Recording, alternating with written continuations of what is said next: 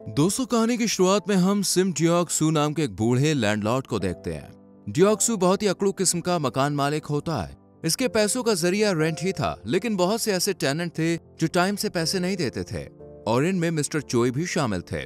इसलिए डियोक सू चोई को धमकाते हुए रेंट के लिए कहता है। दरअसल चोई काफी टाइम से बीमार होने के कारण काम पर नहीं किया, इसलिए वो किराया नहीं दे पाता। लेकिन डियोक सू बीमारी का सुनने के बाद भी उसे अमेरिका वाले बेटे से पैसे मांगने के लिए कहता है। डियोक सू को सिर्फ अपने पैसों से मतलब था। यहाँ चैरिटी वर्कर भी बैठे होते हैं जो कि चोई पर प्रेशर डालने से मना करते हैं। इस पर डियोक सू उनसे ही रेंट देने के लिए कहता है। इधर रास्ते में हमें एक डेड बॉडी दिखाई जाती है। इसे देखकर डियोक सू कहता है कि इन लोगों के बाहर मरने की वजह से प्रॉपर्टी के रेट खराब होते हैं। इतने में ही डियोक सू को सू नाम की एक लड़की दिखती है। दरअसल सू भी डियोक सू के फ्लैट में किराए पर रहती थी, लेकिन काफी टाइम से सू ने किराया नहीं दिया था, इसलिए डियोक सू से यही किराया मांगने लगता है। डियोक सू को सू का नाम नहीं पता था, इसलिए वो हमेशा अपार्टमेंट 205 कहकर ही बुलाता था। सिम डियोक सू से कहती है कि वो जल्द ही किराया दे देगी और ये कहकर यहाँ से चली जाती है। सू एक फैक्ट्री में काम करती थी और दिल की काफी अच्छी थी। इधर डियोक सू मिन की शॉप पर आता है। वैसे तो डियोक सू सभी टेनेंट से काफी रूड बिहेव करता था, लेकिन मिन के साथ काफी पोलाइटली पेश आता था क्योंकि डियोक सू मिन को पसंद करता था। मिन डियोक सू को सैंडविच ऑफर करती है और लव के बारे में समझाते हुए उसे एक ओल्ड कपल को दिखाती है। डॉक्टर ना की बीवी काफी टाइम से पैरालाइज्ड की शिकार थी, लेकिन डॉक्टर ना अपनी बीवी का काफी ध्यान रखता था। इस पर डियोक सू कहता है कि डॉक्टर ना की जिंदगी बेकार है। अपनी पैरालाइज्ड बीवी की वजह से बेचारा कहीं जा भी नहीं सकता। वहीं टाउन के दूसरे हिस्से में एक बूढ़े शख्स की डेड बॉडी दिखाई जाती है, जिसके शरीर में कीड़े पड़ चुके थे। पुलिस ऑफिसर डियोक सू से फ्लैट की चाबी मांगता है ताकि डेड बॉडी बाहर लाई जा सके। ऑफिसर ली को बताता है कि ये शख्स काफी दिनों से मरा पड़ा था। अगर इसका कोई अपना इसके पास आता जाता तो आज इसकी यह हालत नहीं होती। इस पर डियोक सू कहता है कि अच्छा है, धरती का बोझ कम हुआ। ऑफिसर ली की बात सोचकर डियोक सू को लगता है कि कहीं उस शख्स की तरह अकेला रहने की वजह से मिस्टर चोई भी बिना किराया दिए ही ना मर जाए। इसलिए डियोक सू चोई का हालचाल पूछने जाता है, लेकिन जैसे ही दरवाजा खोलता है तो देखता है कि लॉक टूटा हुआ है और अंदर जाकर डियोक सू को महंगा खाना रखा दिखता है। ये देखकर डियोक सू गुस्सा होकर कहता है कि इतना महंगा खाना खा सकते हो, लेकिन मेरा किराया नहीं दे सकते। इस पर चोई बताता है कि ये उसके आने वाले कोवर्कर के लिए है। बातों ही बातों में डियोक सू को पता चलता है कि चोई एक पुलिस ऑफिसर था जिसने अपनी लाइफ एक सीरियल किलर को ढूंढने में गंवा दी। ये सीरियल किलर खासतौर से फीमेल्स को अपना टारगेट बनाता था, लेकिन पहले वो बूढ़े आदमियों को मारता और फिर लड़कियों को, और आजकल यही हो रहा है। चोई कहता है कि कुछ दिनों से हमारे साथ चर्च में खाना खाने वाला एक बूढ़ा शख्स नहीं दिख रहा, लेकिन डियोक सू इसकी बात नजरअंदाज करके यहाँ से चला जाता है। बट कुछ देर के बाद चोई के फ्लैट में एक सीरियल किलर घुस आता है और चोई को मार देता है। अगली सुबह जब डोर का लॉक ठीक करने के लिए डियोक सू चोई के फ्लैट में आता है तो वो चोई की डेड बॉडी देखकर शॉक रह जाता है। चोई को सीरियल किलर ने इस तरह से बांधा था कि देखने पर ऐसा लग रहा था कि यह मर्डर नहीं बल्कि सुसाइड है। इन्वेस्टिगेशन के दौरान वही चैरिटी वर्कर चोई की सुसाइड का इल्जाम डियोक सू पर लगाते हैं, क्योंकि उस दिन इन्हीं के सामने डियोक सू ने चोई को वार्न किया था। ये बताते हैं कि किराया ना देने की वजह से चोई ने सुसाइड कर लिया। ये बात पूरे टाउन में फैल जाती है और कोई भी डियोक सू से अच्छे से बिहेव नहीं करता। लेकिन इस बीच सू डियोक सू के पास आती है और उससे कहती है कि मुझे यकीन है चोई ने सुसाइड नहीं किया। साथ ही ये बताती है कि मैं आपका रेंट देकर कुछ दिनों में यहाँ से कहीं और शिफ्ट हो जाऊंगी। चोई की मौत की असल वजह जानने के लिए डियोक सू चोई के फ्लैट पर जाता है और यहाँ जांच पड़ताल कर ही रहा होता है कि पीछे से पाक नाम का एक शख्स आकर उस पर अटैक कर देता है। दरअसल ये चोई का वही साथी है जिसके लिए चोई ने बढ़िया बढ़िया खाना सजा कर रखा था, यानी जो चोई से मिलने आने वाला था। पार्क यहाँ डियोक सू को समझाने की कोशिश करता है कि चोई ने अपनी फैमिली के पास जाने के लिए पासपोर्ट भी बनवाया था, फिर वो क्यों अपनी जान लेगा, ये यकीनन मर्डर है। लेकिन डियोक सू पार्क की बातों को इग्नोर करके चला जाता है। रात को सू के कमरे में सीरियल किलर घुस आता है और सू की रूममेट को मार देता है। अपनी रूममेट की यह हालत देखकर सू डर जाती है, लेकिन इससे पहले वो कुछ कर पाती वो सीरियल किलर सू को भी अपने साथ ले जाता है। डियोक सू को सू के कमरे में हो रही हलचल से कुछ अजीब तो लगता है, लेकिन वो ज्यादा ध्यान नहीं देता और सो जाता है। अगली सुबह पार्क डियोक सू को इंसिस्ट करता है कि वो सीरियल किलर का पता लगाने में उसकी मदद करे, लेकिन डियोक सू इसमें बिल्कुल भी इंटरेस्टेड नहीं था। सू के फ्लैट के बाहर इन्हें कुछ लड़के दिखते हैं जो कि सू के कॉल के रिप्लाई ना देने की वजह से उससे मिलने आए थे। ये देखकर डियोक सू और पार्क दोनों सू के फ्लैट में जाते हैं और इन्हें फ्रिज में सू की रूममेट का कटा हुआ सर मिलता है। ये देखकर डियोक सू तुरंत ही पुलिस को फोन करने ही वाला होता है कि पार्क उसे रोक लेता है और कहता है कि सीरियल किलर ने सू को नहीं मारा क्योंकि उसकी बॉडी यहाँ नहीं है, लेकिन अगर हमने पुलिस को इस केस में शामिल किया तो वो उसे मार सकता है। पार्क की बात डियोक सू को समझ में आ जाती है। और वो पुलिस को इन्वॉल्व करने के बजाय खुद पार्क का साथ देने का फैसला करता है। पार्क बताता है कि 30 साल पहले भी इस तरह के मर्डर हुए थे और मिन जिसे डियोक्सू पसंद करता था वो भी उस सीरियल किलर के विक्टिम रही है। लेकिन उस हादसे के बाद मिन सारी पुरानी बातें भूल चुकी है, इसलिए पार्क उसे दोबारा वही सब याद दिलाने का फैसला करता है ताकि उन्हें सीरियल किलर से जुड़ा कोई क्लू मिल सके।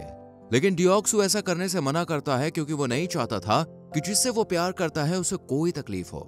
इसके बाद कहानी पार्क के पास में घूमती है जहां पार्क की आंखों के सामने उस सीरियल किलर ने उसके दोस्त को मार दिया था, लेकिन पार्क डर की वजह से अपने दोस्त को बचा नहीं सका। लेकिन आज भी पार्क को सीरियल किलर की आंखें याद है। पार्क जब डॉक्टर ना को उसकी वाइफ के साथ देखता है तो कहता है कि यही सीरियल किलर है, लेकिन डियोक्सू उसकी बातों पर यकीन नहीं करता।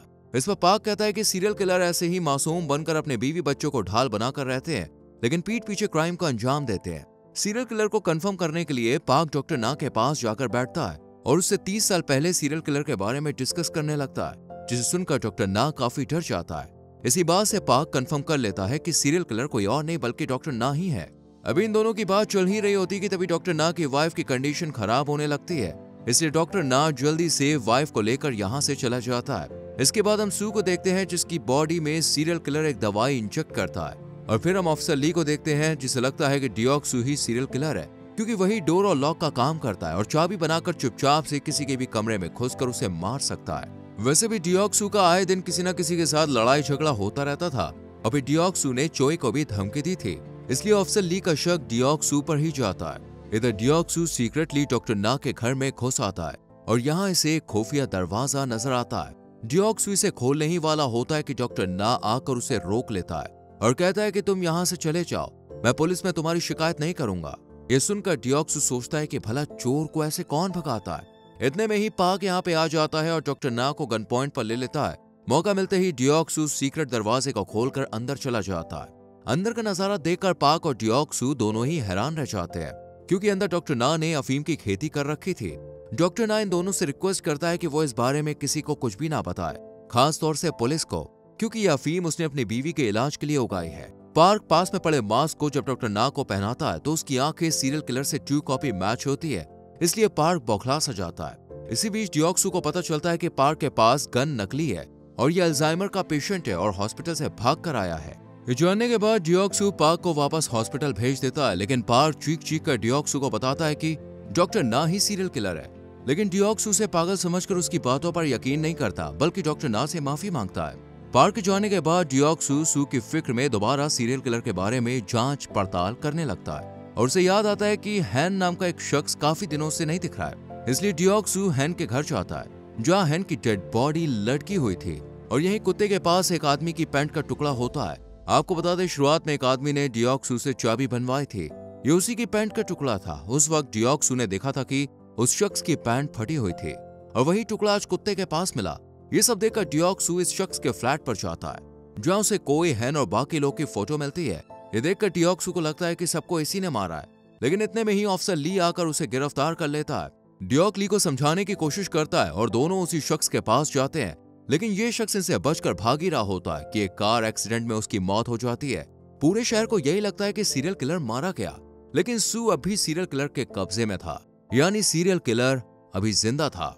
डियोक्सू पुलिस ऑफिसर को बताता है कि इसी सीरियल किलर ने 30 साल पहले लोग की जान ली थी, लेकिन ऑफिसर बताता है कि ये तो अभी 40 साल का था, तो इसने 30 साल पहले कैसे किसी को मारा होगा। डियोक्सू समझ जाता है और असली सीरियल किलर के बारे में जानने के लिए मिन के पास जाता है। मिन पास को याद करके सीरियल किलर के बारे में बताती है कि उसके हाथ में 6 उंगलियां थी और वो डॉक्टर की तरह बिहेव कर रहा था। डियोक्सू जल्दी से डॉक्टर ना के पास जाकर देखता है तो डॉक्टर ना ने अपनी 6वीं उंगली की सर्जरी करा ली होती है। यहाँ डॉक्टर ना समझ जाता है कि मिन ने पूरी बात बता दी, इसलिए डॉक्टर ना डियोक्सू पर अटैक कर उसे सू के पास ले आता है और यहाँ पर हमें पता चलता है कि सू को अफीम से बनी दवाई दी जा रही है जिससे वो उसकी वाइफ की तरह पैरालाइज्ड हो जाएगी और डॉक्टर ना इसे बीवी बनाकर कहीं और चला जाएगा, यानी जो इसकी वाइफ है वो इसकी विक्टिम है। वहीं जिस शख्स को कार ने मारा था वो भी डॉक्टर ना की ही थी, क्योंकि उस शख्स को डॉक्टर ना की हकीकत पता चल चुकी थी और ये शख्स भी एक सीरियल किलर था जिसने सभी बुजुर्ग लोगों को मारा। डॉक्टर ना अपनी बीवी को मारने ही वाला होता है कि इतने में पार्क हॉस्पिटल से भागकर यहाँ पे आ जाता है और इसके हाथ में गन देखकर डॉक्टर ना को लगता है कि ये पिछली बार की तरह नकली है, इसलिए वो पार्क को सीरियसली नहीं लेता।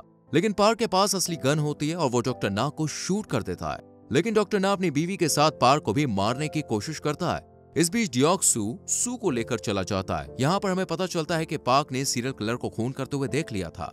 इस हादसे की वजह से पार्क को अल्जाइमर की बीमारी हो गई। डियोक्सू सू को लेकर एक सेफ जगह पे आता है और पार्क भी यहीं पे आ जाता है और कुछ ही देर में डॉक्टर ना इन्हें ढूंढ लेता है।